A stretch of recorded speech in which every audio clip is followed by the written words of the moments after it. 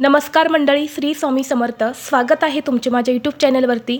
आजचा दिवस तुम्हाला खूप छान सुखाचा, आनंदाचा जाऊ हीच मी स्वामींच्या चरणी प्रार्थना करते आणि आज या नवीन व्हिडिओला सुरुवात करते.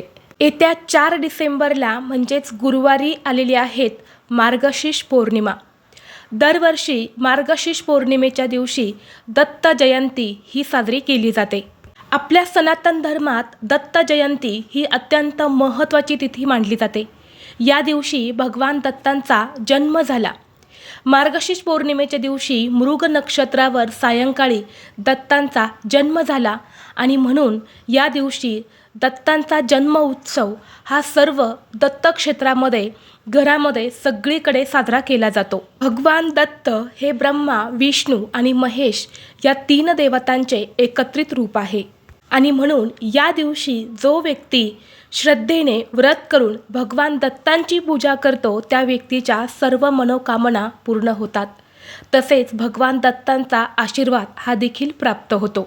या मार्गशीर्ष पौर्णिमेचा प्रारंभ 4 डिसेंबरला सकाळी 8:37 होणार आहेत आणि समाप्ती पहाटे 4:43 होणार आहेत.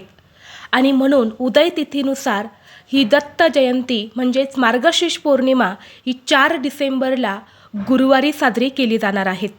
आणि यंदा 2025मध्ये जी दत्त जयंती आलेली आहे तर या दत्त जयंतीला अतिशय दुर्मिळ योगायोग जो आहे तर तो सुद्धा निर्माण झालेला आहे.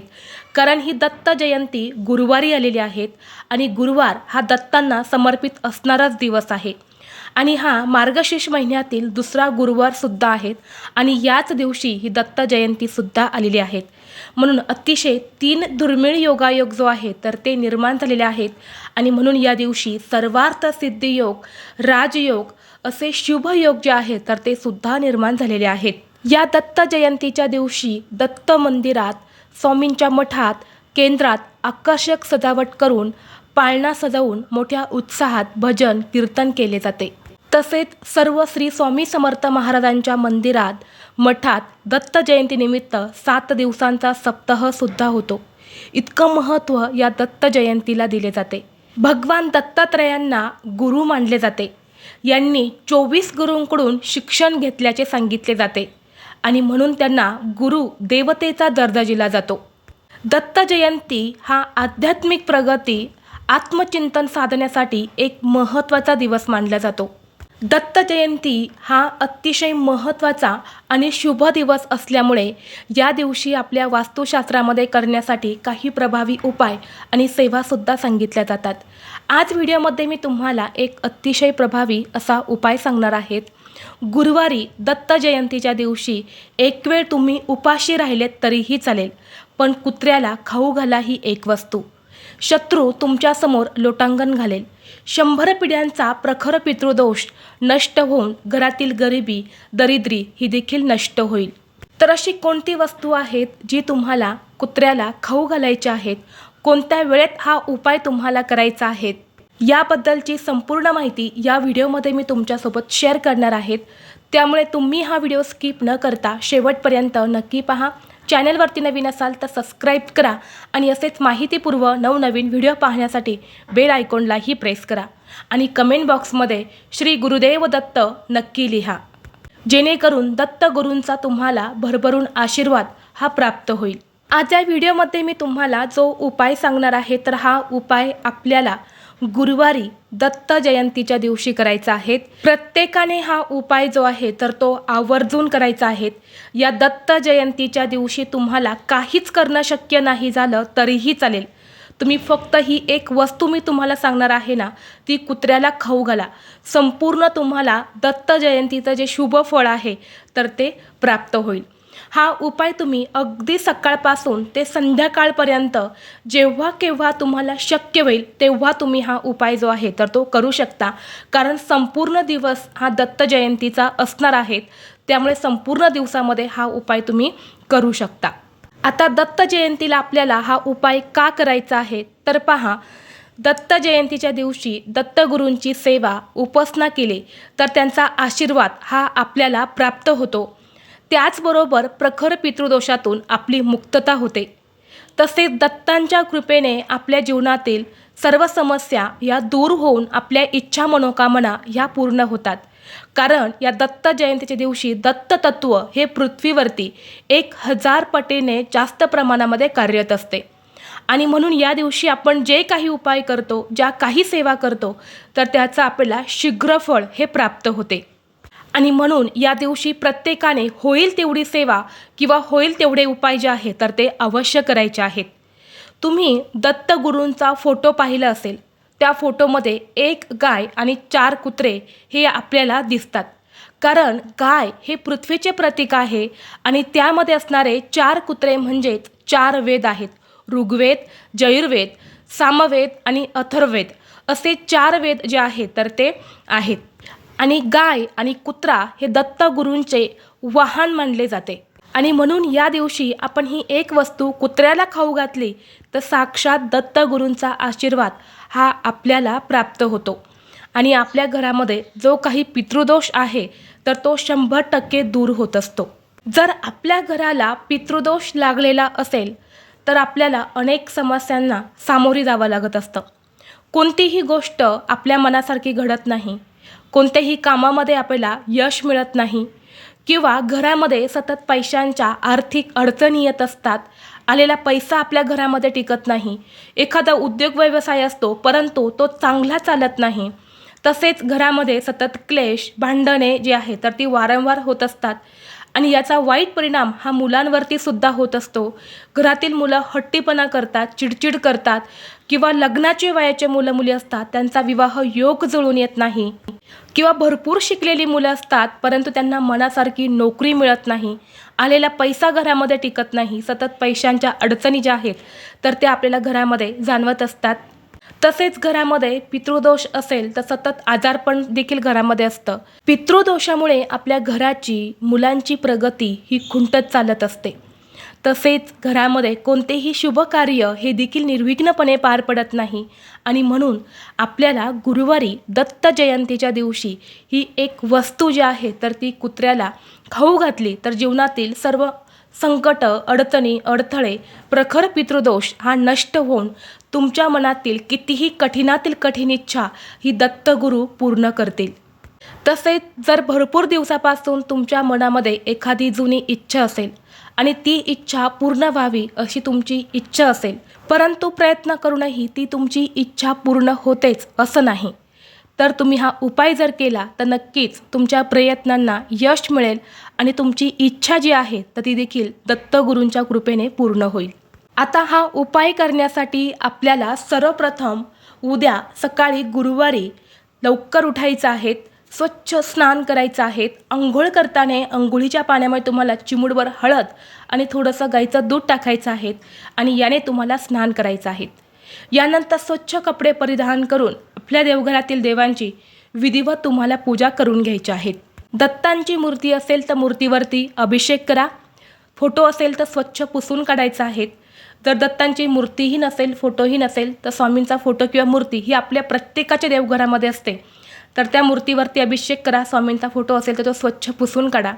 यानंतर त्यांना हळद, कुंकू, अक्षदा, फुले, अष्टगंध आपल्याला अर्पण करायचे आहेत. पिवळी फुलं असतील तर ती अवश्य अर्पण करावी. पिवळ्या रंगाची मिठाई किंवा पिवळ्या रंगाचा नैवेद्य म्हणून तुम्ही केळी देखील अर्पण करू शकता. धूप, दीप, अगरबत्ती लावून वातावरण हे तुम्हाला प्रसन्न करायचं आहे.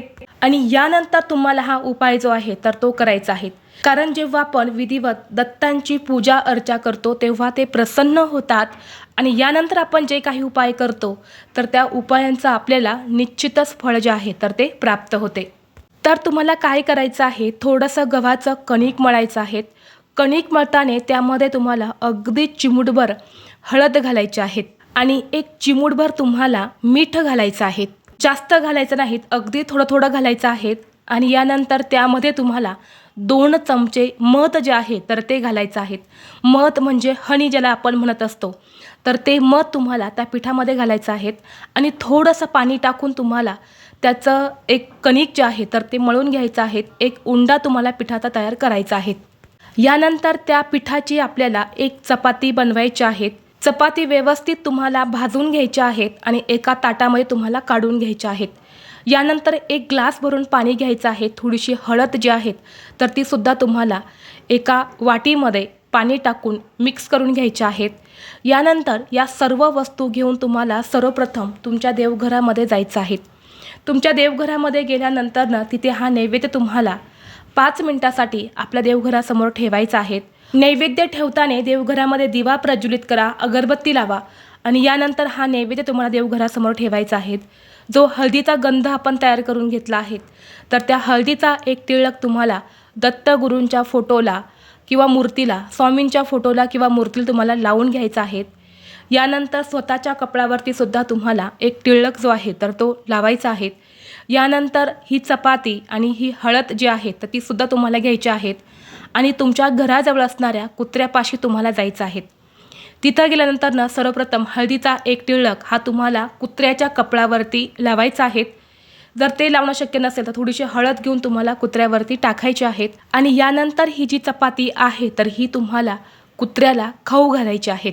आणि खाऊ घालताना डायरेक्ट जमिनीवरती ही चपाती फेकू नका.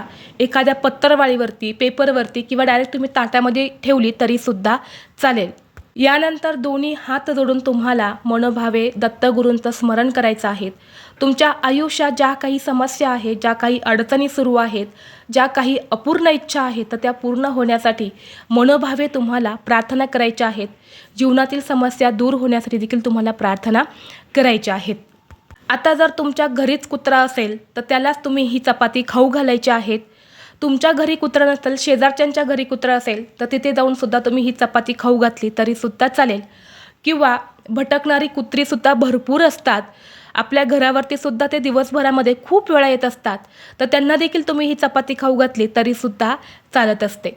जेव्हा अशी ही चपाती तुम्ही दत्त जयंतीच्या दिवशी कुत्र्याला खाऊ घालतात तेव्हा साक्षात दत्तगुरू हे प्रसन्न होतात आणि जीवनातील सर्व अडचणी या कमी होतात. आणि जर तुम्हाला या दिवशी अशी चपाती खाऊ घालणं शक्य झालं नाही तर या दिवशी तुम्ही दूध घालून थोडीशी खीर देखील बनवू शकतात. ही खीर तुम्ही रव्याची किंवा तांदळाची देखील बनवू शकतात आणि ही एक वाटीभर खीर जरी तुम्ही कुत्र्याला खाऊ घातली तरीसुद्धा चालते. या दिवशी या 2 वस्तू तुम्हाला कुत्र्याला अवश्य खाऊ घालायच्या आहेत कारण या 2 वस्तू कुत्र्याला खाऊ घालणे अत्यंत शुभ मानले जाते. या दिवशी जो व्यक्ती मनोभावे हा उपाय करतो त्या व्यक्तीच्या सर्व मनोकामना या पूर्ण होतात. तसेच आयुष्यात संकट, गरिबी, दरिद्री ही नावालाही उरत नाही आणि त्या कुटुंबाची त्याच दिवसापासून भरभरून प्रगती व्हायला सुरुवात होते. तसेच या दिवशी तुम्ही घरातून काही कामानिमित्त बाहेर पडले आणि रस्त्यावर चालताना तुम्हाला अचानक एखादा कुत्रा दिसला तर त्या कुत्र्याला देखील तुम्ही एखादं दुधाचं पॉकेट घेऊन ते दूध देखील पाजू शकता किंवा ब्रेड घ्या, बिस्किट घ्या, ते देखील तुम्ही या दिवशी कुत्र्याला खाऊ घातले तरीसुद्धा चालते. परंतु आपल्याला हा उपाय जो आहे तर तो करायचाच आहे.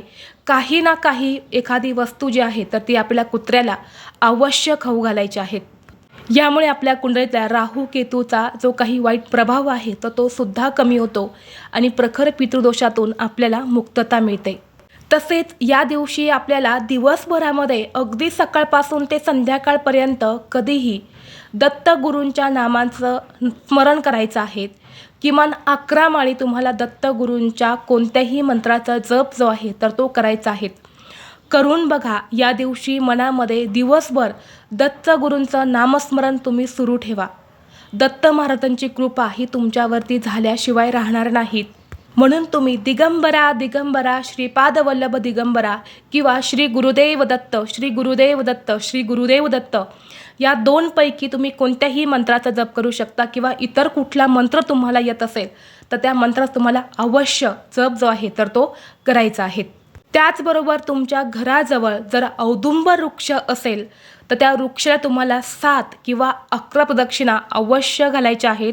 प्रदक्षिणा घालत असताना श्री गुरुदेव दत्त, श्री गुरुदेव दत्त किंवा दिगंबरा दिगंबरा श्रीपाद वल्लभ दिगंबरा या मंत्राचा जप अवश्य करा. प्रदक्षिणा करून झाल्या की उजवा हात त्या झाडाला लावायचा, झाडाकडे वरती बघायचा आहे आणि मनोमन आपली इच्छा तुम्हाला व्यक्त करायची आहेत.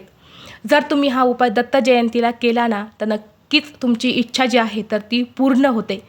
परंतु इच्छा पूर्ण होण्यासाठी कष्ट आणि मेहनत ही सुद्धा तितकीच महत्त्वाची आहेत. आपली कष्ट आणि मेहनत वाया जाऊ नये म्हणून हे उपाय जे आहेत तर ते करायचे असतात. व्हिडिओ तुम्हाला आवडला तर लाईक करा, चॅनलवरती नवीन असाल तर सबस्क्राईब करा आणि हा व्हिडिओ आपल्या मित्रपरिवारासोबत जास्तीत जास्त शेअर करा. चला तर मग भेटू असंच पुढल्या एका नवीन व्हिडिओमध्ये. तोपर्यंत सर्वांना श्री स्वामी समर्थ.